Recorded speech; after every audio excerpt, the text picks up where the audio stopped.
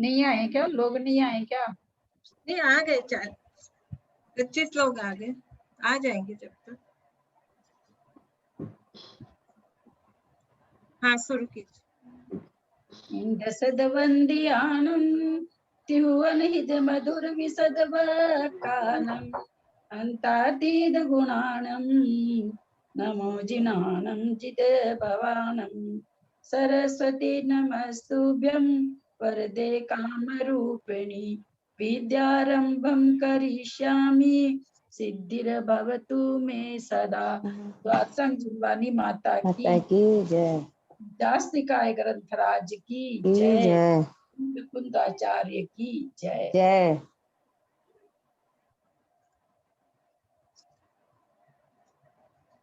46 गाथा से फिर ले क्या कि आगे ही चले हैं?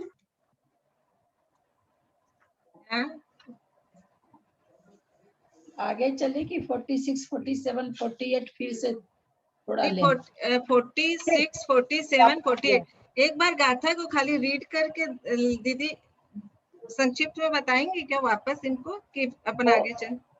46 वापस 46, 47, 48 एक बार संक्षिप्त में बता दीजिए, फिर अपन आगे चलते तीनों गाथाओं का, फिर 49 का उच्चारण भी।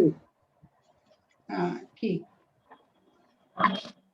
भवदेशा संठाना संखा विषयाय होन्ति ते बहुगा तेसी मनन्नते अन्नत्ते चा विवि अन्नत्ते चा विबीजन्ते। भवदेशा संठाना संखा विषयाय होन्ति ते बहुगा तेसी मनन्नते अन्नत्ते चा विबीजन्ते।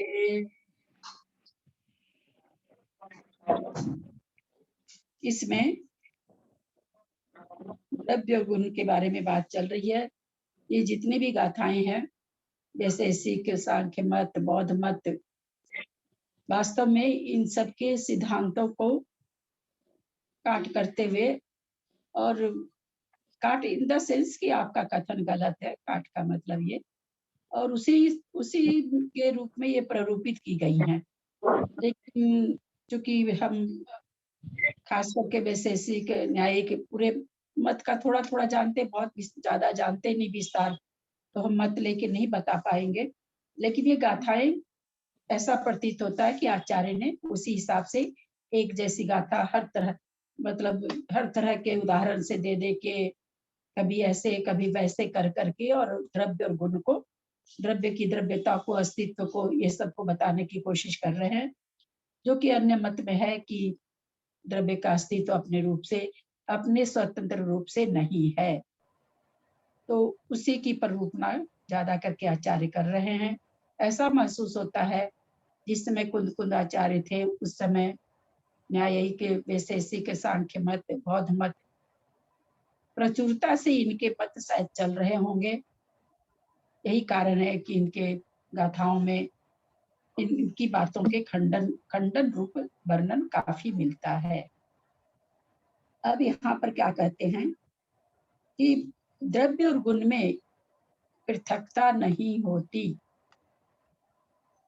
परंतु जब हम अगर हमको रहे कि हमको द्रव्य और गुण में, अथवा गुण और गुणी में, अथवा द्रव्य और गुण में, गुण और गुणी कहते हैं तो गुण हो गया गुण और द्रव्य हो गया गुणी।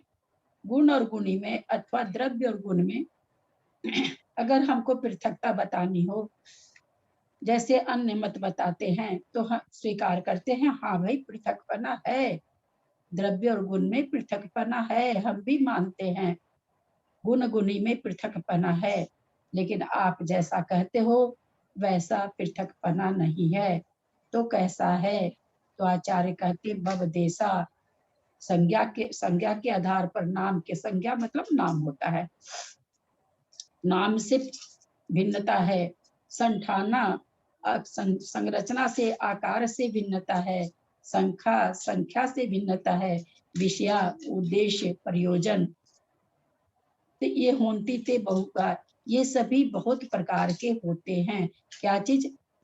नाम भी अनेक प्रकार के होते हैं, संस्थान भी अनेक प्रकार के होते हैं, संख्या भी 2, 4, 10 अनंत संख्यात, संख्यात कितनी भी प्रकार की होती है। और उद्देश्य भी, हर गुण का उद्देश्य, हर गुण का प्रयोजन अलग अलग होता है। हर क्या गुण का विषय अलग अलग होता है। जैसे ज्ञान गुण, ज्ञान गुण का विषय क्या होगा? विषयों का ज्ञान करना, पदार्थों का ज्ञान करना। दर्शन गुण का विषय क्या होगा? किसी चीज का सामान्य अवलोकन करना।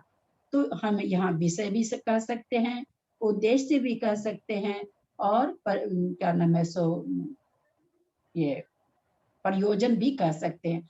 आंख का प्रयोजन, दर्शन का प्रयोजन क्या है? वस्तुओं का दर्शन करना। दर्शन का उद्देश्य क्या है? वस्तु का दर्शन करना। ज्ञान का उद्देश्य क्या है? वस्तु का ज्ञान करना। ज्ञान का प्रयोजन क्या होता है? तो वस्तु का ज्ञान करना। विषय को हम जो भी रुचि हो, आप वही शब्द ले सकते हैं। विषय भी ले सकते हैं, उद्देश्य भी ले सकते हैं, प्रयोजन भी ले सकते हैं। तो यहाँ हम सभी जानते हैं, नाम भी अनेक प्रकार का है। हम एक ही द्रव्य में गुण को अगर लेते हैं तो अनेक प्रकार के गुण हैं। संठाना, संस्थान, सभी गुण के अलग अलग हैं। संख्या भी गुणों की अलग अलग प्रकार की है। और सभी गुणों का विषय भी अथवा प्रयोजन भी अथवा उद्देश्य भी ते होंते बहुगा, वे बहुत प्रकार के होते हैं। ते तेसिम अनंते, वे वो जो बवदेशा संठान संख्या विषय है, तेसिम उनमें, किनमें, जो गुणी में अथवा द्रव्य में, ये जो है बवदेश संठान संख्या विषय, ये अनंत, ये उनके अनत्य अपृथकता में अनत्यपना विजनते माने विद्यमान रहते हैं। यद्यपि अपृथकपना है गुण और गुणी में, लेकिन ये आचार्य इस गाथा हम ये बता रहे हैं, जैसे अन्य मत कहता है कि नहीं आत्मा अलग है, आत्मा का गुण, आत्मा मर जाती है, आत्मा ये, तो वो बिल्कुल बहुत से ऐसा कहते हैं सफेद सफेद कुछ दिखता है वही आत्मद्रव्य है। इस तरह की बहुत सारी मान्यताएं हैं। तो सारी मान्यताओं का इसमें खंडन मंडन हो जाता है, अपना मंडन होता है, दूसरे का खंडन होता है। आचार्य कहते बिल्कुल पृथकपना है, लेकिन उनकी अपृथकता में ही पृथकपना समाया हुआ है। कोई भी गुण अलग नहीं है, परंतु फिर भी एक गुण दूसरे गुण से अलग है। जो ज्ञान गुण है वो दर्शन नहीं कर सकता, दर्शन गुण है वो ज्ञान गुण नहीं कर सकता। पुद्गल को ले लेते हैं, बाकी और द्रव्य तो हमारे ज्ञान में नहीं आते। जो स्पर्श गुण है, हम स्क्रीन से स्पर्श करते हैं, हम स्क्रीन के द्वारा देख नहीं सकते। पुद्गल में जिस आप दूध को छू के जानेंगे, ठंडा और गर्म, आप उस समय आपको स्पर्श गुण की जरूरत पड़ती है, न कि आपको चक्षु के गुण की जरूरत पड़ती है। यद्यपि उसमें वर्ण भी है, स्पर्श भी है, गंध भी है, वर्ण भी है। चारों गुण होते हुए चारों गुण अलग अलग इंद्रियों से जानने में आते हैं। तो इसका मतलब उन गुणों में भिन्नता है, लेकिन चारों गुण है कहाँ? एक दूध द्रव्य में समाहित है। वो सफेद भी है, अगर ठंडा है तो ठंडा भी है, 1 लीटर है, 2 लीटर है, जो है उतना संख्या का परिमाण भी है। उद्देश्य दूध का क्या है? हम कुछ भी कोई भी चीज बनाते हैं, किसी भी चीज के बनाने के लिए हमको दूध काम आता है। नाम क्या है? दूध है।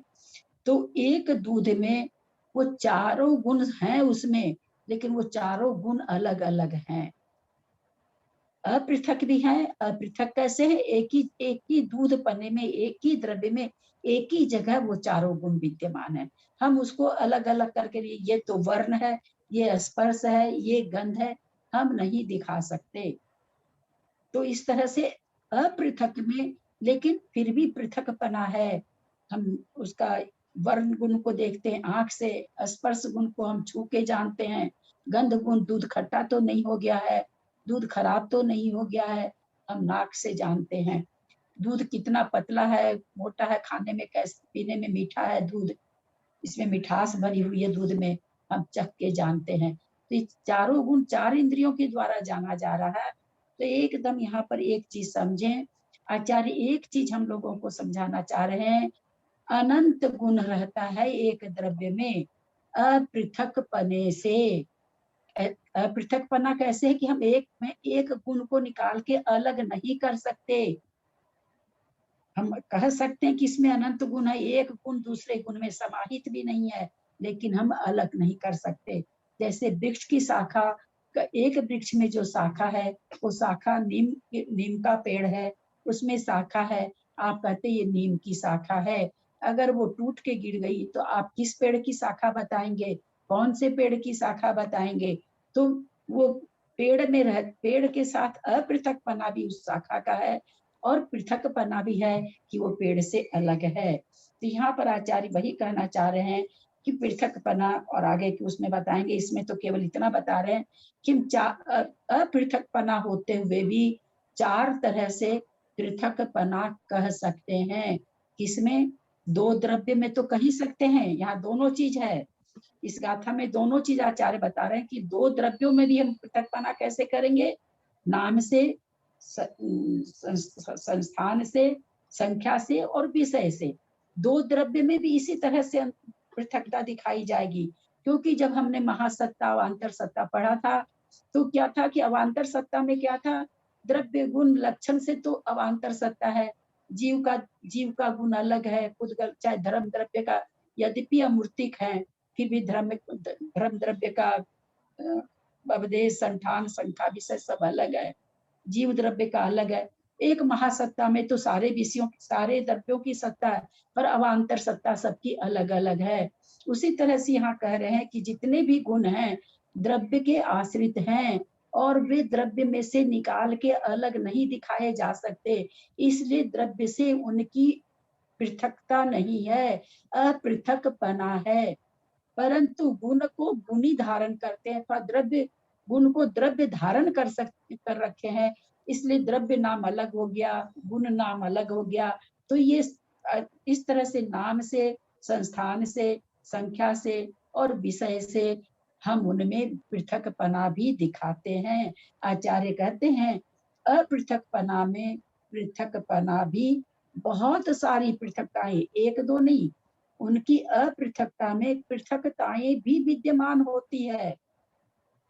इनकी पृथकताएं में उनके गुणों की, क्योंकि पृथकताएं बहुवचन है, तो द्रव्य और गुण में उनकी अपृथकताएं, यानी एक द्रव्य में बहुत सारे गुण, अथवा कई द्रव्य को ले लीजिए, कई द्रव्य को हम अपृथक कैसे कहेंगे, उसके बहुत सारे गुण हैं जो एक जैसे हैं, अस्तित्व है, वस्तुत्व है, प्रेमत्व है, प्रदेशत्व है। इस हिसाब से हम क्या कहते हैं, सभी द्रव्यों में प्रदेश होते हैं, सभी द्रव्यों का अस्तित्व होता है। जब हम ऐसे महासत्ता के हिसाब से कहते हैं तो किसी भी द्रव्य में कोई पृथकपना नहीं है। लेकिन जब हम उनके लक्षण भेद वगैरह करते हैं तो दोनों द्रव्य, तो वहां तो पृथकपना है ही है, लेकिन एक द्रव्य के गुण और गुणी में भी पृथकपना भी है, अपृथकपना भी है। आचार्य हमें ये कहना चाह रहे हैं। 47 नंबर की गाथा लेते हैं। नानम धनम च कुव्वदी धनिनम जहनानिनम च दुविदेहिम वनन्ति तः पुत्तम एयेतम चावितजनभु। अब यहाँ क्या कह रहे हैं कि आचार्य कह रहे हैं कि पृथकपना और एकत्वपना ये 2 प्रकार का है। 2 प्रकार का कैसे है, पृथकपना कैसे है? तो आचार्य कहते हैं प्रदेश की भिन्नता से तो पृथकत्वपना कहलाता है और प्रदेश की एकता से एकत्वपना कहलाता है। तीनों लोक में हम असंख्यात परदेशी अपना लोक है। हम सभी कहते हैं धर्म द्रव्य अधर्म द्रव्य असंख्यात परदेशी है, सभी आकाश के प्रदेशों पर है, लेकिन फिर भी भिन्न है। उसका प्रदेश अलग है, उसका प्रदेश अलग है, अधर्म दृश्य का प्रदेश अलग है। उसी तरह से जब समुद्रघात जीव करता है, ये भी असंख्यात प्रदेशी है, लेकिन जीव के प्रदेश अलग हैं। तो ये क्या हुआ, पृथकपना हुआ, प्रदेशों की भिन्नता हुई। ऐसा नहीं है कि आकाश का असंख्यात प्रदेशी आकाश पर जो सारे द्रव्य हैं तो वो आकाश वाले ही प्रदेश हैं, ऐसा कथनचित भी नहीं है। धर्म द्रव्य के प्रदेश अलग हैं, अधर्म द्रव्य के प्रदेश अलग हैं। तो इस तरह से प्रदेश भिन्नता हुई। अब क्या कहना चाह रहे हैं कि एक अगर प्रदेश की एकता से, इसमें एक नानम नानम धनम च कुवदी, नानम को नानिनम में जोड़ लेंगे, धनम को धनिनम में जोड़ लेंगे। धनम धनिनम कुवदी, धन पुरुष को, व्यक्ति को धनी करता है।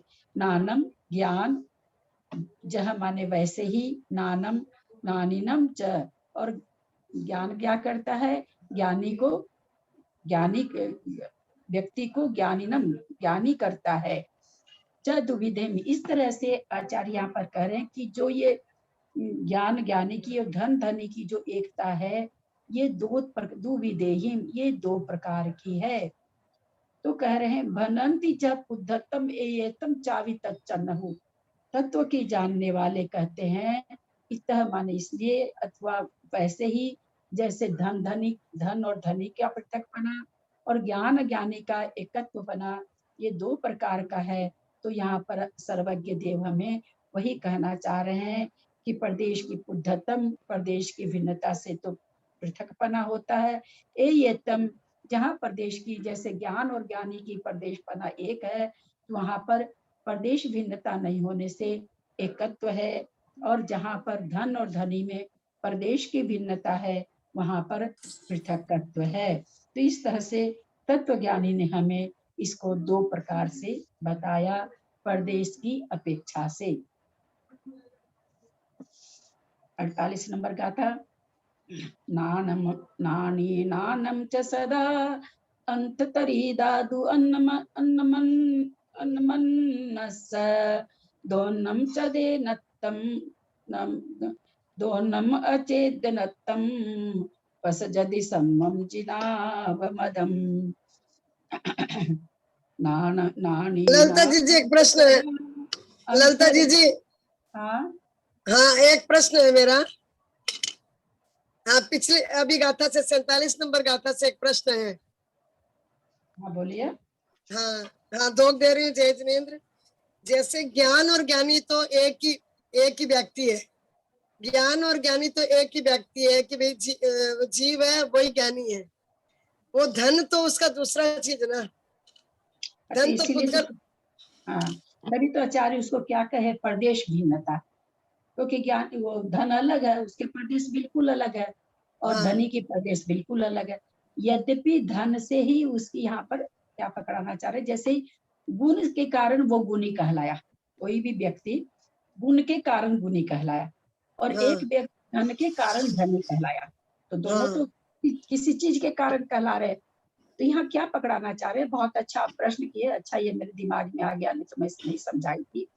यद्यपि धन से धनी और गुण से गुणी सुनने में लग रहा कि एक जैसा है, परंतु आचार्य कह रहे हैं कि भाई धनी कब कहलाता, उसके पास धन रहता तब धनी कहलाता, अगर धन उसके पास से निकल जाता तो वो धनी नहीं कहलाता।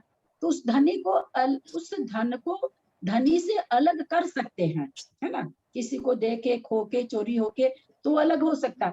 वैसा कहते हैं कि गुणी से गुण को हम अलग नहीं कर सकते हैं, इसलिए यहाँ पर धन से धनी बनता हुआ भी पृथकत्व है, प्रदेश भिन्नता है। वहां गुण से गुणी बनता हुआ व्यक्ति में प्रदेश भिन्नता नहीं है। बहुत अच्छा, हाँ ठीक है दीदी। ललिता दीदी प्रणाम। ऐसे ही ज्ञान से ज्ञानी भी अलग कर सकती है, उसका ज्ञान थोड़ा रहेगा तो पूरा ज्ञान तो नहीं जाएगा ना भाई, गुण गुणी ज्ञान ज्ञानी सब उसी में आ जाता है। हाँ, उसी के लेंगे। हाँ, वो अलग नहीं हो जाए। जैसे आप ज्ञान ज्ञानी को क्यों लेते हैं, दूध से हम उसका सफेदीपना अलग कर सकते हैं क्या? नहीं, ज्ञान वैसे ही लेना। थोड़ा सा समझ में नहीं आता है, ज्ञान भाव रूप हो जाता था। हम दूध से न सफेदी, देखिए उसमें जो घी पना है और पानी अलग कर देना, तो वो तो प्रदेश भिन्नता है ना? अब दूध में देखिए, दूध में जो सफेदी है वो तो उसका गुण है, वो सफेदी पना हम अलग नहीं कर सकते। दूध को जला दीजिए, खोआ बना दीजिए, वो सफेद होगा, छेना बना लीजिए, वो सफेद होगा। तो जो उसका भाव रूप गुण है वो देखिए, उसको हम अलग नहीं कर सकते। लेकिन दूध में जो प्रदेश पने से भिन्नता है, दूध की और जल की जो प्रदेश, यद्यपि आया था ना कि लोक व्यवहार में क्या कहते हैं, दूध और पानी एक है, लेकिन वास्तव में आचार्य कहते हैं उसमें दूध के प्रदेश अलग है, पानी के प्रदेश अलग है। क्योंकि अगर हम जब जलाते हैं, अगर अलग नहीं रहता तो पानी जल के खत्म नहीं होता, दूध बच जाता हमारे पास में, पानी जल जाता है। तो इसका मतलब यह है कि भाई दूध कथनचित जिसको इसको कहेंगे कि लोक व्यवहार में एक होते हुए भी प्रदेश भिन्नता है। तो किसमें प्रदेश भिन्नता है, जल और दूध में, लेकिन दूध और सफेदी में प्रदेश भिन्नता नहीं है, उसको हम किसी तरह से भी अलग नहीं कर सकते। बहुत अच्छा समझ में आया, प्रणाम दीदी, प्रणाम। उसके अंदर जो गंध है, दूध की एक गंध है, अपने सूंघ के कई बार देखते हैं ना कि दूध खट्टा तो नहीं हो गया, दूध में अपने लोग गंध से बहुत कुछ पता कर लेते हैं दूध की, अपने लोग का स्वभाव होता है स्त्रियों का, हमें एक दूध की गंध से दूध पीने में कैसा लगेगा, दूध कैसा है, क्या सारी चीज का हम लोग को पता चल जाता है। तो वो गंध भी हम उस, वो खोवा भी बना लीजिए, फिर भी वो जो उसकी गंध है वो उसके अंदर ही है। तो जो भाव रूप गुण होते हैं उसको हम अलग नहीं कर सकते, लेकिन जो प्रदेश रूप से गुण होते हैं उनको हम अलग कर पाते हैं। अब जीव में जितने भी गुण हैं, हम विचार करें कि जीव में जो भी गुण, अपन 3-4 गुण लेके चलते हैं, अनंत वीर्य, अनंत सुख, अनंत दर्शन और अनंत ज्ञान। अब ये बताइए कि इसके कोई प्रदेश है क्या जीव के अंदर, तो कोई प्रदेश नहीं। इन जैसे दूध में जल का प्रदेश बना है, वैसे हमारे आत्मा में इन चारों गुणों का कोई प्रदेश नहीं है, आत्मा के प्रदेश में ही ये है, आत्मा के प्रदेश में ही है, इसलिए वो आत्मा के प्रदेश से इन गुणों को अलग नहीं कर सकते। लेकिन आप कहते हो कि नहीं भिन्नता है, आप मतलब अन्य मत कहते हो कि नहीं आत्मा में, आत्मा के गुण में भिन्नता है। हाँ भैया, हम भी स्वीकार करते हैं, क्योंकि वो गुण है, आत्मा गुण ही है, वो ज्ञान है, वो ज्ञान कराता है, आत्मा ज्ञान करती है, हम भी मानते हैं कि अंतर है, लेकिन कैसा अंतर है, प्रदेश भिन्नता वाला अंतर नहीं है। प्रदेश क्या नाम है, नाम लक्षण इन सब से भिन्नता है। ये पूरी जितनी भी ये गाथाएं अब आ रही है, सब अन्य मत के खंडन रूप से आ रही है।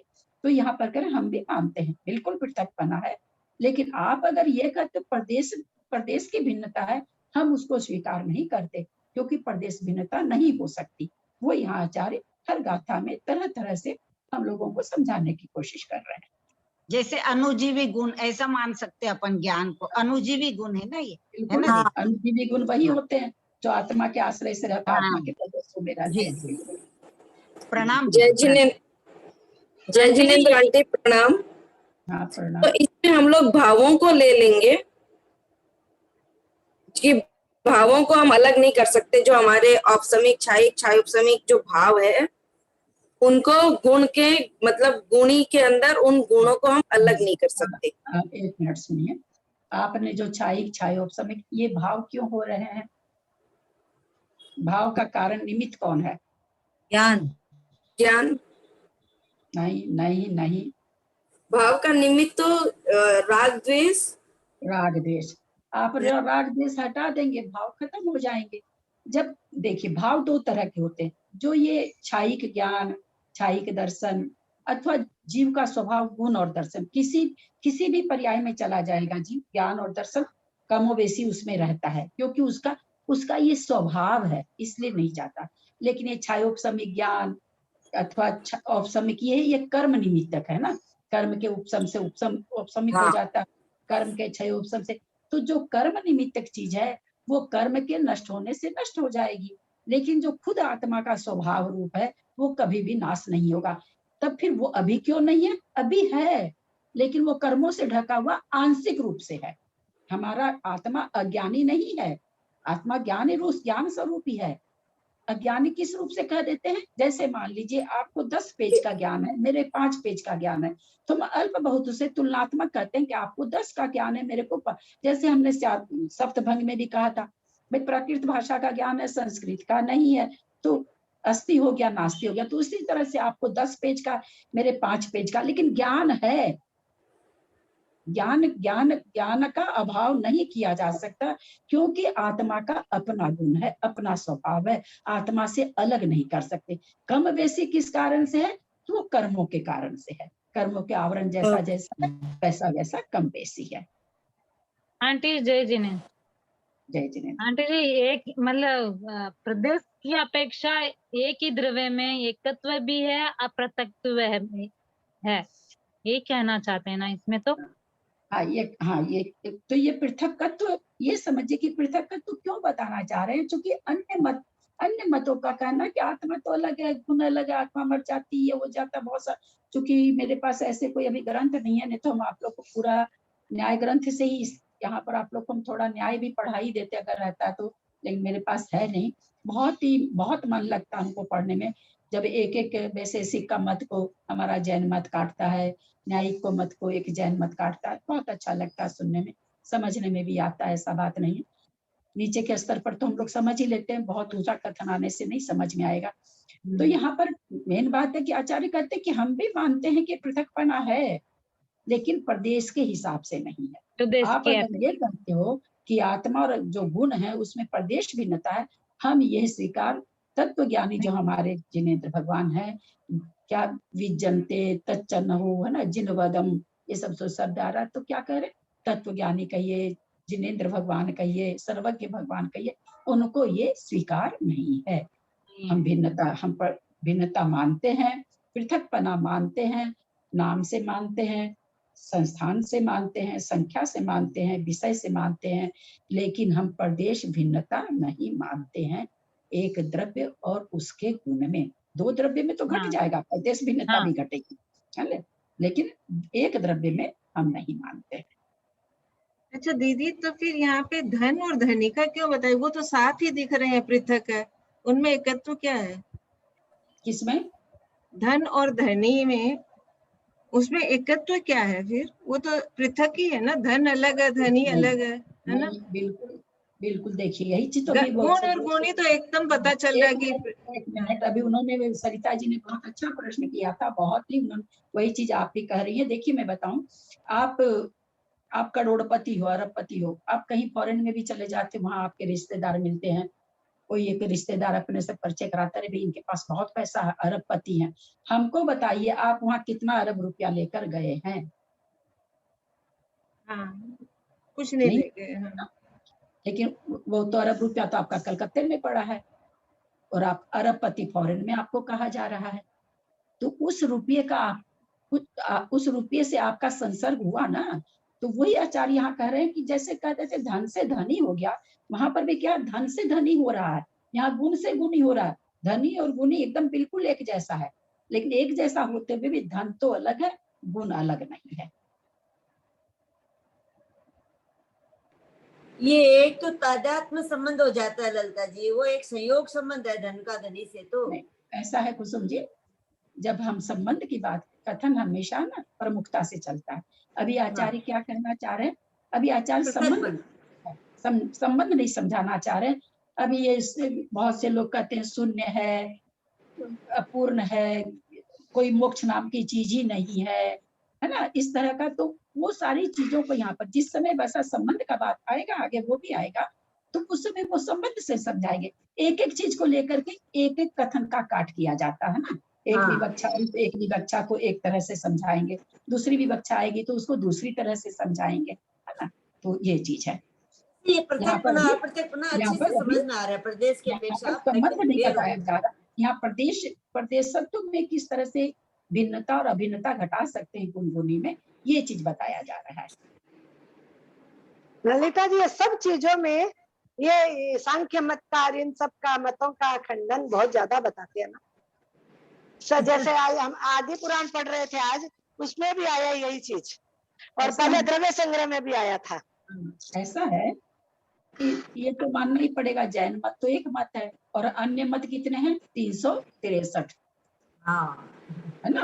अब सोचिए, अब 363 मत को एक जैन मत काटने के लिए खड़ा हुआ है, तो अब जैसे आप लोग प्रश्न पूछ रहे हैं, 10 आदमी आप लोग पूछ रहे हैं, तो एक एक आदमी का तो देगा ना प्रश्न का उत्तर।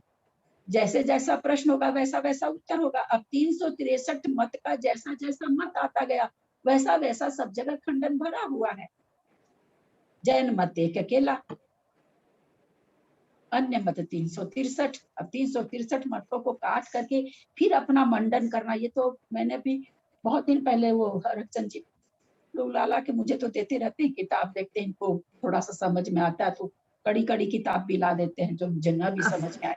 उसमें मैंने पढ़ा था कि मतलब किस तरह से, अब मुझे कुछ भी उसमें का याद नहीं, लेकिन मैं उसको जब पढ़ी थी किताब को, मैं क्या बताऊं, वैसे मैं बिल्कुल जिसको कहता है ना कि मतलब एकदम पक्की श्रद्धा, चूंकि मैं अपने ज्ञान से सारा चीज तौल मौल कर करके जैन धर्म में घुसी हूँ। मैं देखा देखी तो घुसी नहीं हूँ, सब तरह से सारी तरह से इसकी विवक्षा समझ के घुसी हूँ। कोई देखा देखी, इसलिए मेरे श्रद्धान को तो कोई इधर से उधर रत्ती भर हिला भी नहीं सकता। फिर भी उसमें पढ़ने के बाद मेरा इतना प्रगाढ़ श्रद्धान बढ़ा जैन धर्म में, हम आपको बता नहीं सकते। इतना प्रगाढ़ बढ़ा कि कुछ मतलब उसका और बहुमान बढ़ा कि देखो 10-10 वर्ष पर जो होता था, क्या उसको कहेंगे, क्या कहते हैं, सम्मेलन, यति सम्मेलन जो होते थे 10-10 वर्ष हाँ, पर, ये थी उस यति सम्मेलन में किस तरह से उसमें मतलब कि युग सम्मेलन लिखा हुआ था कि मतलब ऐसा कहा गया, तो इस तरह से खंडन करते करते करते करते और लास्ट में अंत में आता है कि इस तरह से जैन मत ने अपना मंडन मतलब पुरस्कृत हुआ। वो चूंकि पब्लिक में होता था, यतियों के बीच में होता था, तो यह भी की बात है, मतलब 50-100 वर्ष पहले की बात है। तो इतना मतलब उसको पढ़ पढ़ के बहुमान लगा कि कुछ कर। वास्तव में हम इसीलिए केसी भाई साहब के पीछे पड़े रहते हैं कि हम लोग को न्याय और नए बताइए, ताकि हम लोग दूसरे को समझा सके कि हमारा जैन धर्म अच्छा क्यों है। ये हम लोग को जानना, हम देखा देखी पालन करते हैं, जैन धर्म में जन्म ले लिए इसलिए मंदिर जाते हैं, इसलिए मुनि महाराज की अर्चना करते हैं, वो एक अलग वस्तु है।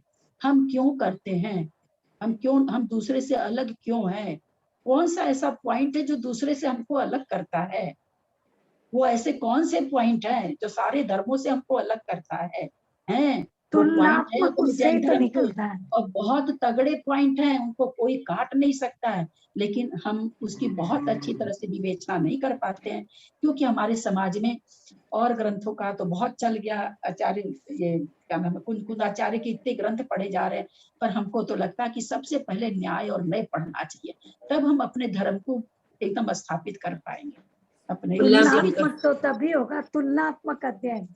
हाँ, तर्क वितर्क से तुलनात्मक अध्ययन तभी होता है जब दूसरे हाँ, धर्म का भी पढ़ो, आपने तब तुलना होती है। मैं कही कि आप कल का छेना मत खाओ, आप मेरे से पूछोगे ना क्यों नहीं खाएं, तो मुझे पता होना चाहिए ना क्यों नहीं खाना चाहिए, तब तो मैं आपको मना कर सकूंगी। मेरे को पता ही नहीं खाना चाहिए, बस नहीं खाना चाहिए।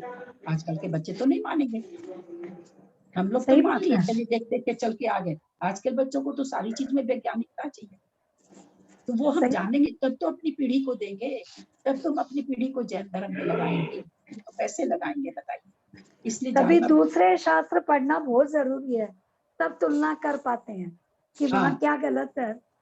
आप पढ़े हो ना, इसलिए आप इतना पढ़े हो इसलिए तुलना करते हो। बचपन में पढ़े हुए हैं तो थोड़ा सा फिर बोल लेते, नहीं तो वो भी उतना भी नहीं बोल पाते, क्योंकि बचपन में है थोड़ा पढ़ा हुआ, अन्य धर्म में थी तो है थोड़ा पढ़ा हुआ, तो इस बोल के थोड़ा सा बोल पाते हैं। दीदी मूल्यांकन कर पाए। हेलो दीदी, ललिता जी, सादा जय जिनेन्द्र। आज मैंने कठोपनिषद का निकाला था, तो उसमें यमदूत और नचिकेता के बीच में आत्मा का जो वर्णन हुआ वो पूरा अपने आगम में लिखा हुआ है, लेकिन उसकी बस व्याख्या क्या है, थोड़ी सी हम लोगों से ईश्वरवाद को ला करके बाद बाकी वीतराग तपश्चरण सब कुछ उसमें वैसे का वैसे मिल रहा था। सत्य भी है, सारे अपने तप में मार्जव धर्म आर्जव धर्म सब चीज यमराज ने नचिकेता को समझाया था, लेकिन बस वो ईश्वरवाद को ला करके ना मेरे को बस वहीं पे क्या हुआ कि फिर वो हो गया कि इसको कैसे मैं अपने आप में इसको समाहित करूं कि ईश्वरवाद नहीं हो सकता है।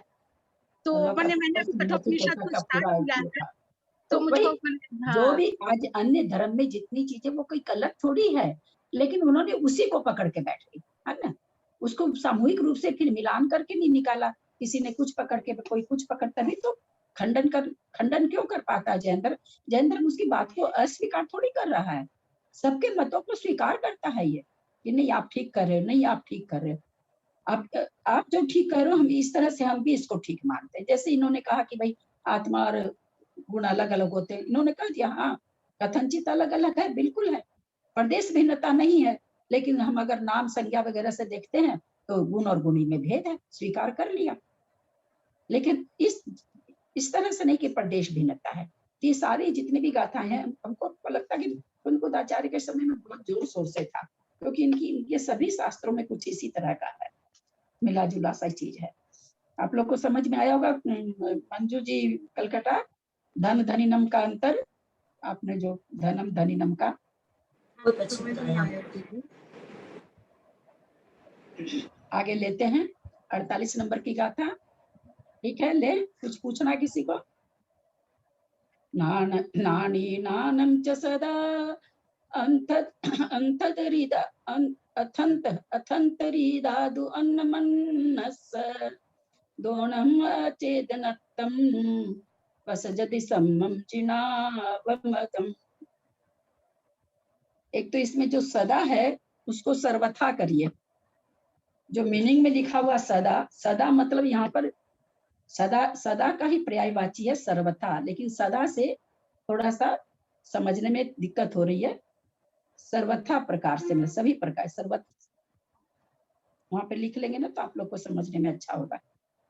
सब प्रकार से, सर्वथा प्रकार से, सब प्रकार से, मतलब ऐसा नहीं है, ऐसा नहीं कि आज है और कल नहीं है, अथवा इस तरह से तो है, इस तरह से नहीं है ना। सदा का मतलब तो थोड़ा संकुचित हो गया, जब हम इसको सर्वथा प्रकार कर लेंगे तो सारी तरह से हो गया। इसलिए चलते हैं। हमेशा ले सकते हैं ना, सदा को हमेशा, हमेशा सदा का हमेशा, वही तो समझाना चाहे ना कि सदा मतलब हमेशा जी, है ना, और सर्वदा मतलब सब प्रकार से भी हो गई हो। हाँ, ऐसा नहीं कि जैसे मान लीजिए कि इस प्रकार से तो ऐसी है, लेकिन इस प्रकार से, जैसे ऐसा नहीं कि एक तरह से तो हम वर्णन करें तो वो ठीक रही है, और दूसरे तरह से वर्णन करें तो पहले वाला वर्ण कट जाता हो। हमारे सरल भाषा में हर हाल में, हमारे हर हाल में, हाँ हर हाल में, हाँ, सर्वथा मतलब हर हाल में, हर हाल नहीं, हर तरह से। आप किसी भी एंगल से देखो उसको, सब एंगल से। जी जी। नानम नानी नानम च सदा, नानी ज्ञानी, ज्ञान, च और सदा, तो यहाँ सदा का सर्वथा सब प्रकार से, अथंतरिदा, ये अर्थ में भिन्न की जगह, अर्थ मतलब यहाँ पर आप लोग अर्थ मतलब अर्थ नहीं, भावार्थ अर्थ नहीं, शब्दार्थ ये नहीं, अर्थ मतलब वस्तु। अर्थ मतलब यहाँ पर क्या लिया जाएगा, वस्तु। वस्तु पदार्थ, पदार्थ ले सकते हैं, इसको पदार्थ लिख ही लीजिए आप लोग। नानी नानम च सदा अथंतरिदा, कहते ज्ञानी और ज्ञान और सर्वथा पदार्थों में भिन्न, अन्नम अन्नस, अन्नम अन्नस मन परस्पर में, दोनों में, अचेतनतम अचेतनता, पसजति प्राप्त होती है, सम्मम सम्यक्त रूप, सम्मम मतलब सम्यक्त होता, सम्यक्त मतलब यथार्थ होता है, तो यथार्थ रूप से जिनाव मदम, जिनेन्द्र द्वारा स्वीकृत अथवा जिनेन्द्र द्वारा अंगीकार की हुई अथवा बताई हुई। ये यहाँ पर क्या कहते हैं कि अगर आप ज्ञानी और ज्ञान में कह दोगे कि सभी प्रकार से, हर प्रकार से भिन्नता, यहाँ सर्वथा क्यों लिखाया गया, क्योंकि भिन्नता है और अभिन्नता भी है, इसलिए ये यहाँ पर क्या लगेगा। अगर आप ये कहते हो कि ज्ञानी और ज्ञान में सभी प्रकार से भिन्नता है, तो दोनों में अचेतनता आ जाएगी,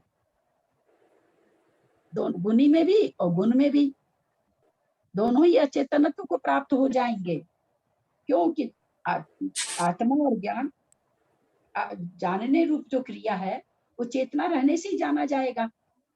तो जब, और जानेगा कौन, आत्मा, आत्मा में ज्ञान रहेगा तो वो जानेगा, तो आत्मा चेतना रूप है और ज्ञान, ज्ञान भाव रूप है, ज्ञान को चेतन नहीं कह सकते, लेकिन वो चेतन, आत्मा चेतन के जब वो आश्रित होगा तो वो उस ज्ञान के द्वारा आत्मा कुछ जान पाएगी, आत्मा जान पाएगी। तो कहते हैं कि अगर हम ज्ञान और ज्ञानी को हमेशा अलग मान लेंगे, परस्पर में, अर्थ में, मतलब बिल्कुल पदार्थ में भिन्नता मान लेंगे, ज्ञान पदार्थ अलग है, ज्ञानी पदार्थ अलग है। अगर आप ऐसा कहते हो कि दोनों बिल्कुल भिन्न, सर्वथा भिन्न है, सब प्रकार से भिन्नता है दोनों में, तो दोनों में क्या होगा, अचेतनता, जानने की शून्यता प्राप्त हो जाएगी, क्योंकि ज्ञान तो कहीं और है और आत्मा कहीं और है। अब आत्मा है, मान लीजिए यहाँ पर आत्मा है, अब उसके पास ज्ञान है ही, जानने की शक्ति है ही नहीं, पड़ी रहे आत्मा, जानेगी नहीं, तो वो तो अचेतन ही जैसे हो गई। और जो ज्ञान पना है वो तो बिना किसी द्रव्य के आश्रय के बिना रह ही नहीं सकता है, तो बिना आत्मा के आश्रय के बिना तो रह नहीं सकता है। तो वो वैसे शून्यता को प्राप्त हो गया। गुण किसी गुणी के आश्रय से रहेगा, अब गुणी नहीं मिला तो वो गुण तो शून्यता को प्राप्त हो गया। उसकी उपलब्धि कहाँ रही? कैसे बताओगे आप कि ये कोई वस्तु हो तो आप पकड़ के बताओगे कि ये गुण है, तो वो तो है नहीं, वस्तु तो है नहीं। और उसी तरह से अगर आप कहते हो कि आत्मा में ज्ञान बिल्कुल अलग है, आत्मा बिल्कुल अलग है, अगर आप ऐसा कथन करते हो तो आत्मा में जब ज्ञान ही नहीं रहेगा तो आत्मा जानेगी कैसे? आत्मा जानने का काम अब ज्ञान के द्वारा करती है, इसलिए आत्मा से ज्ञान भी अलग नहीं है और ज्ञान भी आत्मा के बिना नहीं रह सकता है, इसलिए ज्ञान भी आत्मा से अलग नहीं है। जिनेंद्र भगवान ने ये यथार्थ रूप से इस बात को स्वीकार किया है। ज्ञान आत्मा के बिना निराश्रय हो जाएगा अथवा गुण गुणी के बिना निराश्रय हो जाएगा। और जो गुणी की पहचान हो रही है, किससे पहचान? आपने दूध को सफेद कहा, ये सफेद कहाँ से कहा? सफेद गुण उसमें आके, सफेद गुण आके उससे दूध के आश्रय से सफेद गुण हुआ, तब तो आप दूध को सफेद कहे। अगर दूध में से सफेदपना अलग कर दीजिए तो दूध की पहचान ही खत्म हो जाएगी। तो उसी तरह से बिना बिना सफेद पने के दूध का भी ज्ञान नहीं होगा, और बिना क्या नाम है सो सफेद पने के, बिना दूध के सफेद पना भी क्या चीज होता है हम नहीं जान पाएंगे। तो इस तरह से दोनों ही अचेतनता को प्राप्त होता है, यानी दोनों ही अज्ञान। दूध अब उसमें लेंगे तो वो तो जड़ पदार्थ है, आत्मा के हिसाब से लेंगे तो दोनों ही गुण, आत्मा और गुण दोनों ही अचेतनता को प्राप्त हो जाएंगे। नीचे क्या लिखा देखें, ज्ञानी और ज्ञान सदा परस्पर में अर्थ में भिन्न भिन्न हो। तो अगर दोनों ही पदार्थ में, अर्थ मतलब पदार्थ में, कि ज्ञान पदार्थ अलग है, आत्मा पदार्थ अलग है, अथवा ज्ञान द्रव्य अलग है, पदार्थ द्रव्य तो चूंकि साथ होते इसलिए हम द्रव्य नहीं कह सकते, वस्तु कह सकते हैं। ज्ञान वस्तु अलग है, आत्मा वस्तु अलग है। अगर हम इस तरह का आप कहते हो, अगर हम ऐसा मानते हैं तो दोनों में अचेतनता प्राप्त होती है। बिना ज्ञान के आत्मा कैसे जानेगा, और बिना आत्मा के ज्ञान निराश्रय हो जाएगा तो वह भी कैसे जानेगा? दोनों बेकार हो गए। न ज्ञान जान सका, ज्ञान आत्मा के आश्रित होता है तो जानने का काम करता है, और जो आत्मा है वो ज्ञान के द्वारा जानती है किसी वस्तु को, तो दोनों ही निराश्रय हो गए, दोनों ही बेकार हो गए। तो कहते हैं यह बात जिनेंद्र देव भगवान के द्वारा यथार्थ रूप से, सम्यक रूप से कही गई है। सम्यक रूप से कहने का मतलब इसका और कोई काट्यपना नहीं है, ये अकाट्य है, इसमें हम कुछ भी किंतु परंतु नहीं कर सकते। समझ में आई क्या गाथा? कुछ प्रश्न है क्या? दोनों में अविनाभावी संबंध लिख सकते हैं कैसे, कि दोनों में संबंध, अविनाभावी संबंध तो ऐसा है ना, अविनाभावी संबंध हम लोग कहाँ काम में लेते हैं? मिथ्यात्म और अनंतानुबंधी में। एक, लेकिन वहां पर दोनों अलग अलग है, प्रदेश भिन्नता है वहां पर। जैसे दो सहेलियां हैं, जब भी जाती एक साथ कहीं जाती है तो हम कह देते दोनों का प्रगाढ़ संबंध अविनाभावी है। जहां ऋतु को देखोगी वहीं सीता को देखोगी, है ना, वो चीज ऐसे हो जाती है। वो अलग है कि जहां आत्मा चेतनता वही है, जहां आत्मा नहीं है वहां चेतनता नहीं है, ये पक्की बात है। लेकिन फिर भी इन लोग का अविनाभाव संबंध नहीं कह करके संबंध अगर हम घटाएंगे तो तादात्म्य संबंध ही घटाना पड़ेगा, क्योंकि ऐसा नहीं कि आत्मा के प्रदेश आगे चल रहे हैं, पीछे पीछे इसके गुण चल रहे हैं, ऐसा नहीं। दीदी इसका हिंदी अनुवाद पढ़े, पद्यानुवाद? हाँ पढ़िए, आपको जिसका भी पढ़ना हो पढ़िए, बिल्कुल पढ़िए। ये 48 नंबर वाला जो अभी पढ़ाया उसको पढ़ रही हूँ। ज्ञानी और ज्ञान यदि होवे सदा परस्पर भिन्न पदार्थ, तो दोनों ही बने अचेतन, यह नहीं जिनवर को स्वीकार। बहुत सुंदर, कितने देखिए, है ना, किनका लिखा हुआ है? एक मिनट।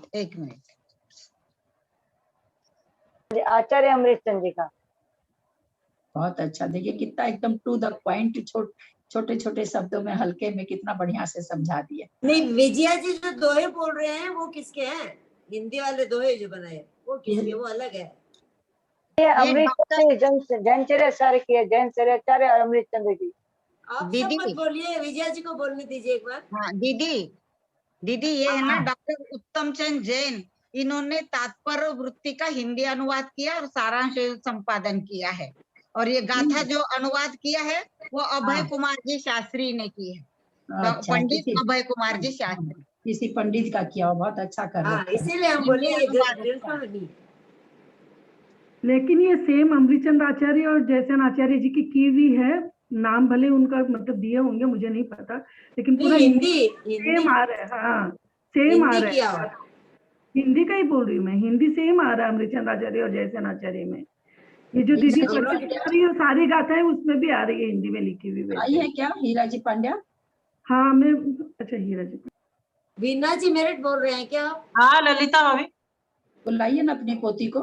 हाँ एक मिनट भाभी। ललिता जी एक मिनट,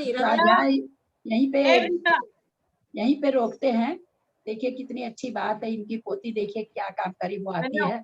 हाँ बहुत अच्छे बताएगी, हम लोग सब उसको बहुत बहुत आशीर्वाद दें, ऐसे समय में ऐसे काम वो करती रहे खूब अच्छी तरह से।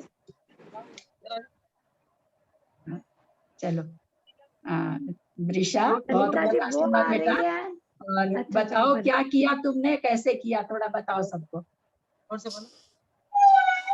एक इनिशिएटिव स्टार्ट किया, उसका नाम था कोविड। उसके थ्रू हम लोग जो भी कोविड पॉजिटिव था उन लोग को फ्री में खाना बांटा और oxygen concentrator machine, oximeter, flowmeter ये सब डोनेट किया।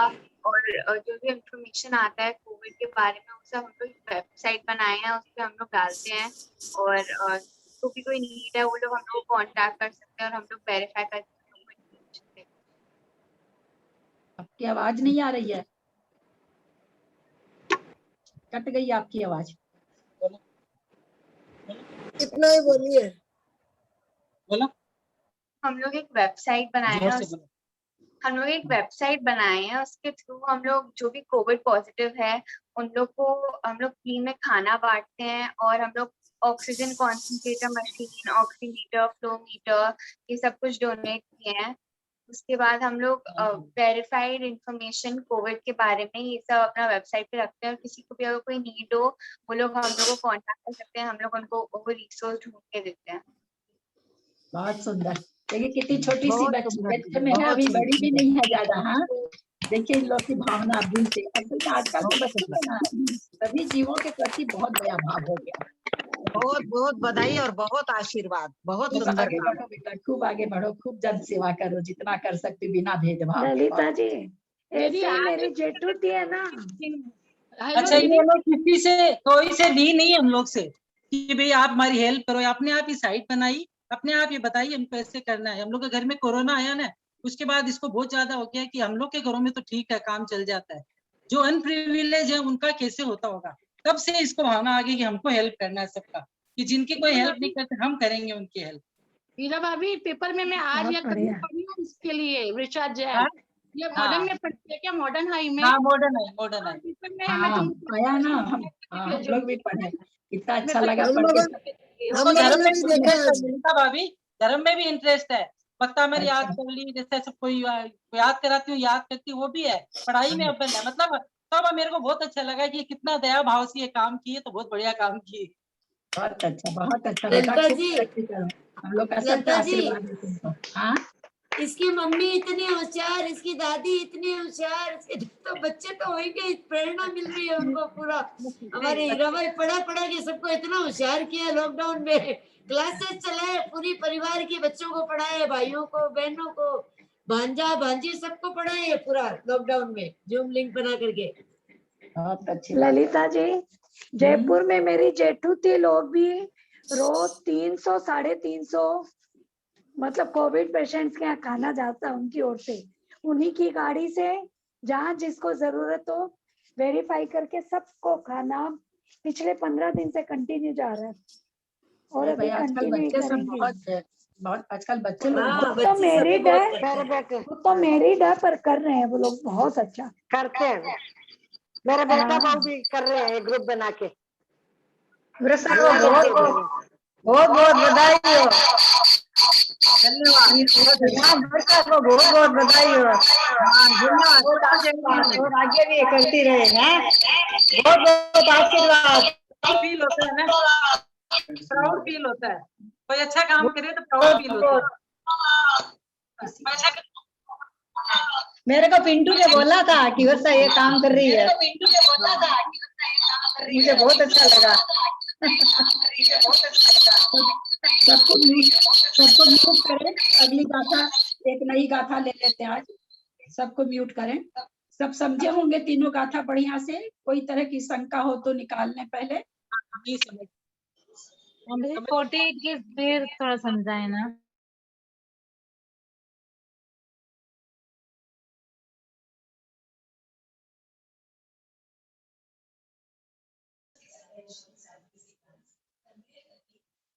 ललिता जी अनम्यूट कर लीजिए आप।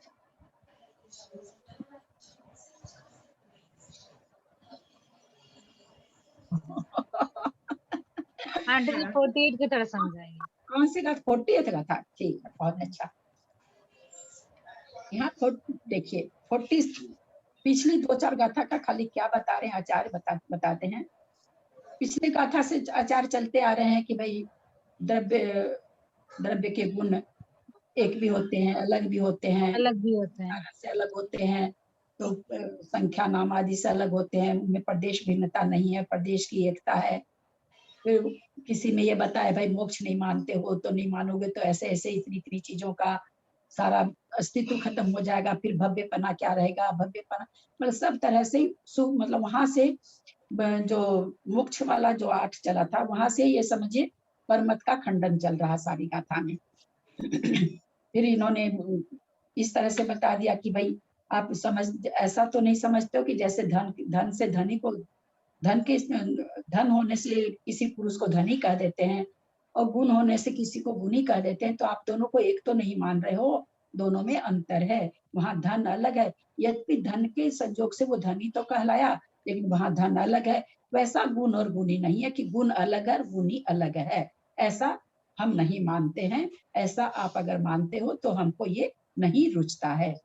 फिर 48 में नहीं माना सामने वाला, नहीं अलग ही हम तो मानेंगे, हम तो गुण गुणी को अलग ही मानेंगे, आप नहीं मानो तो तब और आचार्य एक देते हैं और एक उसके सामने क्या रख रहे हैं, एक प्रकार से और कथन कर रहे हैं कि भाई अब तुम ऐसे नहीं, ऐसे समझो कि अगर हम ज्ञान को ज्ञानी से अलग कर देंगे तो जो ज्ञान है भाव रूप है, ज्ञान कोई वस्तु रूप तो है नहीं कि जीव है, जीव एक द्रव्य को अलग कर दिया, उसमें जो गुण था उसको निकाल के अलग कर दिया।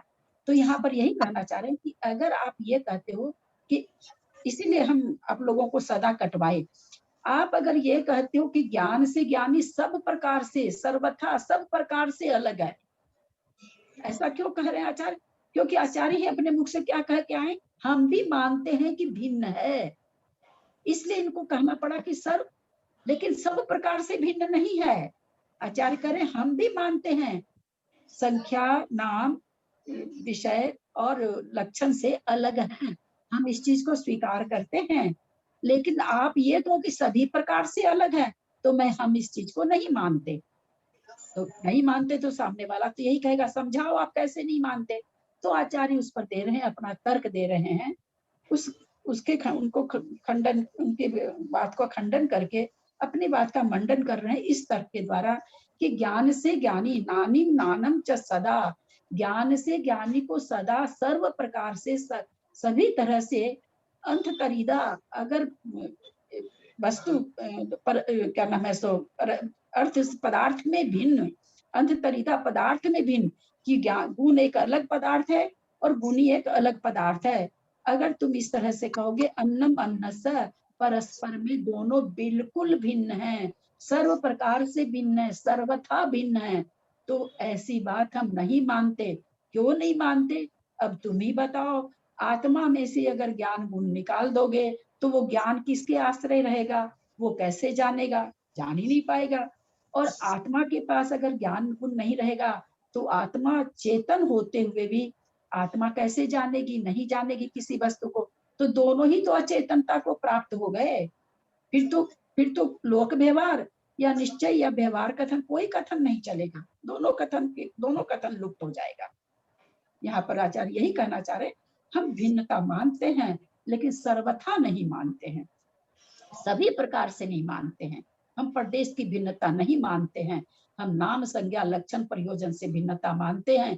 हम प्रदेश की भिन्नता गुण और गुणी में नहीं मानते हैं। ये इस गाथा में आचार्य समझाए हैं। आया होगा समझ में? हाँ ललिता। अच्छा ललिता जी, ये अथम तरीदा है, तो अथम मतलब तो अर्थ हुआ, और तरीदा होगा या क्या होगा भिन्न का? इसका मैं अथम, हाँ अथम तरीदा अर्थ में भिन्न, मतलब एक का अर्थ मतलब तो अर्थ बता दिया पदार्थ, और तरित ललिता जी रिक्त होगा ना, रिक्त को प्राकृत में एक मिनट। अर्थांतरित जो शब्द है ना, अर्थांतरित क्या कहा जाता है? अर्थांतरित का मीनिंग क्या होता है? अर्थ भिन्नता, अर्थ में भिन्नता, अर्थांतरित। तो उसी का यहाँ पर अंतदरीता लिखा हुआ। अंतदरीता माने अर्थ में भिन्न, अर्थ वस्तु में भिन्न, अर्थ मतलब यहाँ पर वस्तु पदार्थ में भिन्न। कि पदार्थ में भिन्न, अगर आप कहोगे कि बिल्कुल पदार्थ ही भिन्न है, गुण पदार्थ अलग है, गुणी पदार्थ अलग है, तो ऐसा हम नहीं मानते। हम सर्व प्रकार से पदार्थ में ज्ञान और ज्ञानी में भिन्नता नहीं मानते कि पदार्थ ही भिन्न है, बिल्कुल वस्तु ही भिन्न है, अथवा अर्थ ही भिन्न, अर्थ कहिए, वस्तु कहिए, पदार्थ कहिए, जो भी, हम ऐसा नहीं मानते। ये हमें स्वीकार नहीं है, क्योंकि अगर हम ऐसा स्वीकार करेंगे तो दोनों ही अचेतनता को प्राप्त हो जाएंगे। गुणी किसी के आश्रय बिना गुण रह नहीं सकता है, इसलिए गुण निराश्रय हो जाएंगे, तो वो ज्ञान कैसे करेंगे? और आत्मा के पास अगर आत्मा के पास अगर गुण नहीं रहेगा तो किससे जानेगा? तो आत्मा भी अचेतनता को प्राप्त हो जाएगी। तो इस तरह से हम आपकी तरह से सर्वथा हम भिन्न नहीं मानते, हम भिन्न मानते हैं, नाम संज्ञा के आधार पर भिन्न, संज्ञा लक्षण आदि के आधार से भिन्न मानते हैं, लेकिन हम प्रदेश पना भिन्न नहीं मानते हैं कि आत्मा को इतने प्रदेश निकाल दिए, ये तो आत्मा हो गई, इतने प्रदेश इधर कर दिए, ये उसका ज्ञान गुण हो गया, ऐसा हम नहीं मानते हैं। गाथा जो है ना, इसको जो बड़े वाले ग्रंथ में जो लिखी हुई है उसमें और इसमें थोड़ा सा फर्क है। मैं पढ़ के सुनाती हूँ, आप देखना। नानी नाणम च तहा अथंतरी दोदु अन्नमणस्य दोणम अचेदनतम पसजदि समम जिनावमदम। मतलब नानी नाणम चेत अथंतरी जो है ना, उसमें कुछ अलग लिखा हुआ, फिर यहाँ दो दू लगाया है।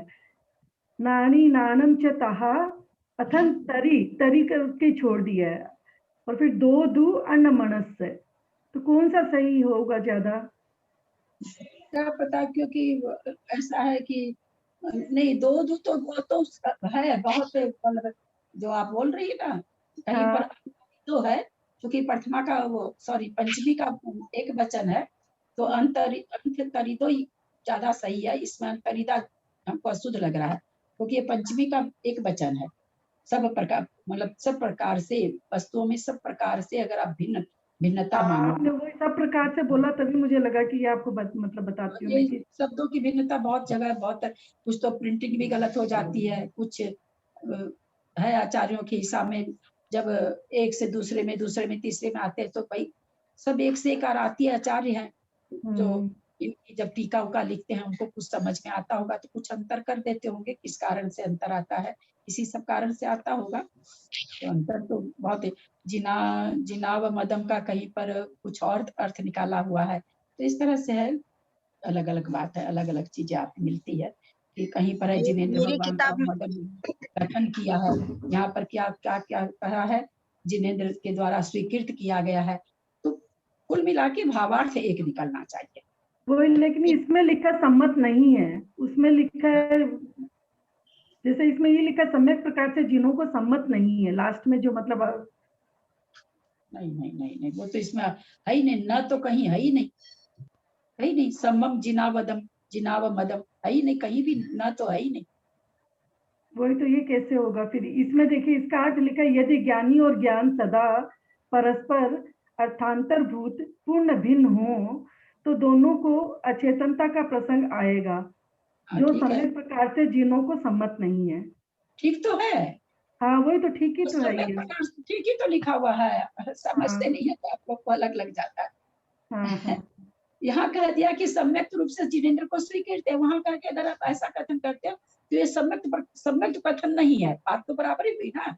हाँ, बात तो बराबर हुई नहीं, लेकिन गाथा में भी जैसे ऊपर वैसे ही है ना, अथंतरी दो दू अन्नमनस है। वो अन्नमनस से इसको क्यों ले रहे हैं आप? नीचे वाली लाइन को उससे क्यों मिला रही है? यहाँ आपने कहा कि वो कह रहे हैं सम्यक, जो सम्यक तो नहीं है, तो ठीक है, किसी चीज को दो प्रकार से कहा जा सकता है ना। मैं गोरा नहीं, मैं काला हूँ, दोनों का कथन एक है ना। मैं काला हूँ मैं पॉजिटिव टाइप से कह दिया आपने, और मैं गोरा नहीं हुई आपने नेगेटिव। आपका जो वहां पर कथन है कहने की शैली चेंज हुई है बस, नहीं के हिसाब से कह दिया, जबकि इसमें नहीं नहीं है वो कथन। इसके हिसाब से सही नहीं, वैसे सही है, भावार्थ सही है, लेकिन गाथा के हिसाब से सही नहीं है। गाथा में न कहीं नहीं आया। यहाँ पर इन्होंने क्या कह दिया कि इसी तरह का कथन जिनेंद्र भगवान को स्वीकार है। वहां उन्होंने क्या कह दिया, सम्यक, ये सम्यक कथन नहीं है। दोनों तो एक प्रकार हो गया ना, एक ही चीज हो गया। हाँ ठीक है दीदी। अच्छा ललिता जी, मैं बोलूं कुछ? हाँ बोलिए। हाँ, मैंने आज पढ़ा कहीं कि बनारस में एक बार अपन पहले बहुत जैन थे, और उसके बाद वहाँ हिंदू धर्म का प्रचार ज्यादा होने लगा, तो जैनों को बाहर निकालने लग गए वो हिंदू लोग। ये मानते नहीं है हिंदू लोग, ये जैन लोग ये नहीं मानते, ये नहीं मानते। तो नास्तिक कहते हैं ना, जैन को नास्तिक कहते हैं। हाँ, नास्तिकता वहां होने लगे, तो वहां उन्होंने सब जैनों को वहां से भगा दिया। बनारस में एक समय ऐसा आया, एक भी जैन नहीं, खाली एक जैन बचा था, एक जैन। वो क्या है कि सबसे प्रेम भाव बहुत रखता था, सब उससे बहुत प्यार करते थे, बहुत। तो कोई भी उसके विरुद्ध नहीं हो सका। तो अब वो अपना रहता था, आराम से रह रहा था, पर वो था बहुत ज्ञानी। तो उसको अब जो दूसरे लोग थे हिंदू, उनकी सभा में, राजा की सभा में, मतलब मंत्री समझ लीजिए, तो मंत्रियों को उस जैन से बहुत चिढ़ होने लगी कि ये सबको इसको चाहते हैं, सबको इसको चाहते हैं, इसका अपमान करना चाहिए, इसको यहाँ से निकाल देना चाहिए। तो वो राजा को भड़काने लगे। ये जैन, एक जैन रह गया है, वो एक जैन रह गया है, वो सूर्य को भी नहीं मानता है, सूर्य को नमस्कार नहीं करता है, गंगा को पवित्र नहीं मानता है, गंगा में नहाता नहीं है। आप देख, तो राजा का रोज रोज कान भरने से राजा को उस जैन को बाहर निकालने के लिए बुलाया। तो उनको वहां बुलाया, तो बोला आप सूर्य को नमस्कार नहीं करते हो? तो बोला किसने कहा मैं सूर्य को नमस्कार नहीं करता हूँ? मैं तो सूर्य को बहुत पूछता हूँ, मैं तो सूर्य का इतना आदर करता हूँ। बोला कहाँ तुम क्यों? मैं तो सूर्य का आदर करता हूँ इसीलिए तो देखिए, जब सूर्य अस्त हो जाता है तो मैं रात को खाना नहीं खाता। हम तो सूर्य जब रहता है सामने तभी खा लेते हैं, और हम सूर्य का अपमान कैसे करें? जब सूर्य है ही नहीं तो हम खाना कैसे खाए बिना सूर्य के? हम तो नहीं खाते हैं। और गंगा आप बोलते हैं, तो गंगा को तो मैं इतना पवित्र मानता हूँ, इतना पवित्र मानता हूँ कि मैं तो खुद अपवित्र हूँ। इस शुद्ध गंगा को मैं कैसे पांव रखूं, इसमें कैसे नहाऊं? मैं तो इतना गंगा को मानता हूँ। तो उसने अपनी बात से उनकी बात का खंडन कर दिया कह के, और उनके राजा के मन में उन्होंने अपनी जगह बना ली। तो बोले ऐसे लोग जो जैन मानते हो तुम लोग? बोला हाँ, हम लोग तो सब ऐसे ही मानते हैं, इसलिए तो हम लोग रात को नहीं खाते। हम सूर्य को आपसे ज्यादा पवित्र मानते हैं। हम गंगा को आपसे ज्यादा, आप तो नहाते हो, गंगा को मैली कर देते हो। गंगा तो शुद्ध है, इतनी साफ है, हम तो उसमें पांव रखने का सोच भी नहीं सकते। मैं गंगा के पास जाऊं तो मुझे ऐसे लगता है मेरा पांव नहीं लग जाए इसके, मैं अपवित्र नहीं हो जाए गंगा मेरे से। तो बोलते हैं उन एक जैन ने फिर सब जैनों को धीरे धीरे वापस बनारस में बुला लिया, और इतना जैन धर्म का प्रचार। इसीलिए तो ये तर्कना बुद्धि जिसमें भी होगी ना, वो अपनी चीज, चाहे कोई भी धर्म की तर्कना बहुत अच्छी तो वो अपने धर्म को कायम कर लेता है। जिसके भी तर्कना बहुत अच्छी रहती, तर्कना से बहुत काम होते हैं, तर्कना से बहुत काम हो जाता है। तर्कना होनी बुद्धि में बहुत जरूरी है। ये आज पढ़ के मुझे इतना अच्छा लगा कि किस हिसाब से तर्क करके उनको काट दिया, अपनी बात भी रख ली और उनकी बात को भी स्वीकार कर लिया, दोनों का हो गया। इससे ये इससे जुड़ता था। बहुत सुंदर। बहुत अच्छा है। ये सब हुए हैं, ये सब सही घटना है, ये सब कहानियां नहीं है, सब सही घटना है। एक एक आदमी होती है अपनी तर्क की बुद्धि से क्या क्या कालिदास का, क्योंकि अब तो उतना नहीं मानते कालिदास का, हम लोग तो अभिज्ञान शाकुंतलम पढ़े हुए हैं, कैसे कैसे कालिदास को वो राजा भोज लाया है और क्या क्या कितना कितना उसके साथ सारा वो सब, तो तर्क से वहां पर भी तर्क से वो जीत गया। तो तर्क बहुत बड़ी जीत होती है, कुतर्क नहीं, धर्म के अंदर कुतर्क नहीं होना चाहिए।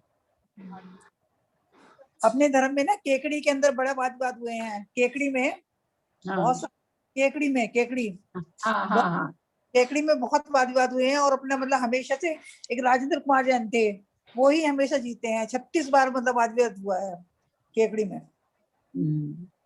है, सारा इतिहास तो है।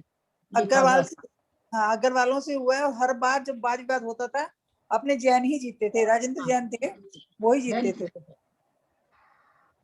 पर आज देखिए, आज हमको बताइए, एक अग्रवाल से 10 जैन भी जीत पाएंगे? नहीं जीत पाएंगे। हम लोग जैसे 10 जन खड़े हो जाएं तो एक अग्रवाल को नहीं जीत पाएंगे, क्योंकि हमारे पास तर्कना रही नहीं गई।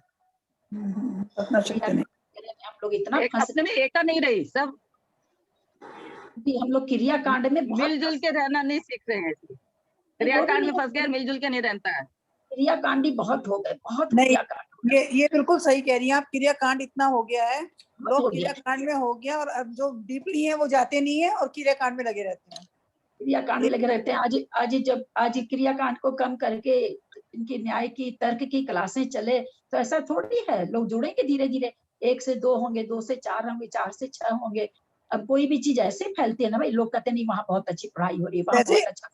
आज के उसमें ना विशुद्ध सागर महाराज जी न्याय के बहुत अच्छे हैं न्याय के, विशुद्ध सागर महाराज जी, उनके जो ग्रंथ हैं और वो मतलब उनकी जो प्रवचन है, विशुद्ध सागर जी ही सिर्फ ऐसे महाराज जी हैं आज के जमाने में जो न्याय के ऊपर बोलते हैं। न्याय के ऊपर ऐसे बोलना अलग बात हो गया, न्याय ग्रंथ पढ़ना एक अलग चीज हो गई। न्याय ग्रंथ पढ़ना बहुत जरूरी, वो तो अलग बात है, लेकिन वो फिर भी तर्क से लेते हैं। हाँ, उनके प्रवचन सारे लोग भी पढ़ते हैं ना, बहुत अच्छे रहते हैं। जिनवादी स्तुति कौन करते हैं? कल सुबह होगी क्लास। कौन से महाराज जी? अंतर पर रूपना कौन से महाराज जी? मेरे पास विशुद्ध सागर महाराज, विशुद्ध सागर महाराज जी। कई लोगों का, हाँ, विशुद्ध सागर जी का सुनते हैं प्रवचन। मेरे पास अब चुप हो जाइए, ललिता जी बोल रहे हैं, सुनाई नहीं दे रहा है। कई लोगों का मैसेज आ रखा मेरे पास पर्सनल में भी, कल होगी अंतर पर रूपना, अब या तो 9:50 से होगी या 10 बजे से होगी, जैसा पंडित जी साहब का होगा वही मैं मैसेज दे रही हूँ। कई लोग का मैसेज था, तो अगर ग्रुप में होंगे तो सुन लेंगे। ठीक है, जिनवानी स्तुति करिए। मैं करूं जिनवानी स्तुति? हाँ करो, हाँ करो बेटा। मैं कर जय जिनेन्द्र ताऊ जी। हाँ, जय जिनेन्द्र ताऊ जी, ताई जी, मम्मी पापा। हाँ आ रहा है, हाँ आ रहा है, ऊपर ऊपर आ रहा है, हाँ आ रहा है। ऐसा नहीं है कि अब अच्छा लगने लगा थोड़ा, हमारे ग्रुप में नहीं अच्छा लग रहा था। हमारे ग्रुप में 5-6 जो है ना छोटे छोटे जुड़े हुए हैं, तो बहुत अच्छा लगता है उनके बारे में सुन के। आप लोग से इतनी बातें सीखने मिलती है, तो लगता है कि नहीं जुड़े रहेंगे तो शायद और जोड़ो तुम सब लोगों को। और छोटे छोटे लोग को जोड़ो, तुम्ही लोग का जुड़ना बहुत जरूरी है, क्योंकि तुम्ही लोग को धर्म चलाना है। उन लोगों को समझ में भी जल्दी आएगा, और आगे धर्म ध्वजा यही लोग फहराएंगे भाई। इसका एक मैं और बताती हूँ, मैंने और विकास ने एक लिस्ट रेडी कर रहे हैं हम ये कोविड के लिए, कि अपने कर्नाटक में जितने भी महाराज साधु संत है जो कहीं कहीं पे अलग हो गए बिहार में, और है ना, उनकी व्यवस्था के लिए हम लोग एक रेडी कर रहे हैं श्रीपाल जी के अंडर में। हमने कर्नाटक के लिए 125 पीछे अभी रेडी कर ली है लिस्ट। अभी हम उनको जहां भी जरूरत होगी तो मतलब उसके लिए हम लोग सब सहायता करेंगे, तो वो हम लोग लिस्ट कर रहे हैं, शायद धीरे धीरे ऑल ओवर इंडिया बेसिस पे भी करेंगे, तो ऐसा सोच रहे हैं, कर रहे हैं हम लोग जरूर। अभी मैं जिनवानी स्तुति करती हूँ। चरणों में आ पड़ी हूँ हे द्वादशांग वाणी, मस्तक झुका रही हूँ हे द्वादशांग वाणी। चरणों में आ पड़ी हूँ हे द्वादशांग वाणी मस्तक झुका रही हूँ, हे द्वादशांग वाणी। मिथ्यात्व को नसाया, निज तत्व को बताया, आपा पराया भाषा हो भानु के स्वामानी। चरणों में आ पड़ी हूँ, हे द्वादशांग वाणी मस्तक झुका रही हूँ, हे द्वादशांग वाणी। षड द्रव्य को बताया, शादाद को जताया, भव फंद से छुड़ाया, सच्ची जिनेंद्र वाणी। विचार मेरे मग में, जंजीर डाल पग में, ठाड़े हैं मोक्ष मग में, तकरार मोस ठानी। दे ज्ञान मुझको माता, इस जग से तोड़ो नाता, होवे सुदर्शन साता, नहीं जग में तेरा सानी, नहीं जग में तेरा सानी। चरणों में आ पड़ी हूँ, हे द्वादशांग वाणी मस्तक झुका रही हूँ, हे द्वादशांग वाणी। जय जिने। बहुत ही सुंदर गाया है। आज पहली बार इसकी आवाज सुनी है। आवाज भी बहुत अच्छी है, बहुत अच्छा बोला चालू। आवाज भी बहुत अच्छी है। पहले तो मुझे थैंक यू आंटी। इसमें डालना पहले मुझे ठीक है, पहले मुझे इसके शब्द का अर्थ नहीं पता था, करना नियोग पढ़ के अर्थ समझ में आया तो मैं बोली आज गाती हूँ। के लिए मधु जी जैसी है तेरी आवाज भी। तो दीदी की मैं छोटी बहना हूँ। हाँ तो तभी तो बोल रही हूँ, उनके जैसी आवाज। ऐसे ना सुंदर सुंदर सब जिनवानी तैयार करके लाया करिए, एक एक दिन सबका होएगा ना, अच्छा लगता है ना, जिनवानी की बहुमान होती है। हाँ रिकॉर्डिंग हो रही है, कोई सुनता होगा खोल के तो उसको भी अच्छा लगेगा। चलिए चालू ग्रुप में जरूर डालना।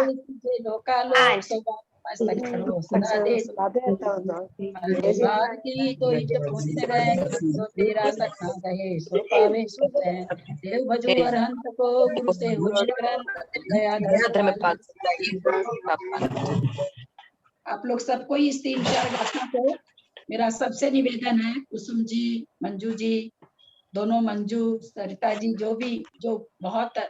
जो बहुत गहराई से जानना चाहती हैं, सीखना चाहती हैं, उन सबको लिए नाम मैं सबका नहीं बोल पाऊंगी। आपसे रिक्वेस्ट है, इन गाथाओं का विवेचन आप लोग अपनी कॉपी में लिख लीजिए, आपके हमेशा के लिए हो जाएगा। नहीं तो बाद में खुद मैं इसलिए ये बात कर रही हूँ, मैं भी कई बार दोबारा लेती हूँ तो एक बार मेरे को सोचना पड़ता है कि आचार्य क्या कह रहे हैं, ये कैसे घटित होगा, ये कैसे इसको खुलासा करूं।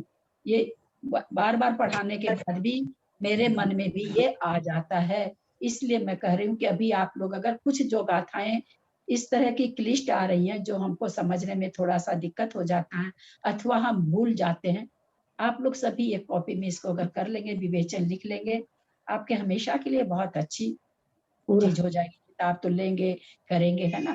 तो ये मेरी को भी बहुत शौक है। जैसे हमारी सरिता जी इम्पेक्स ज्यादा तो नहीं जानती है, लेकिन बाप रे तो ऐसे लगी हुई है, हमको लगता है ग्रुप में ही है ऐसी जो सबसे ज्यादा लगी हुई है।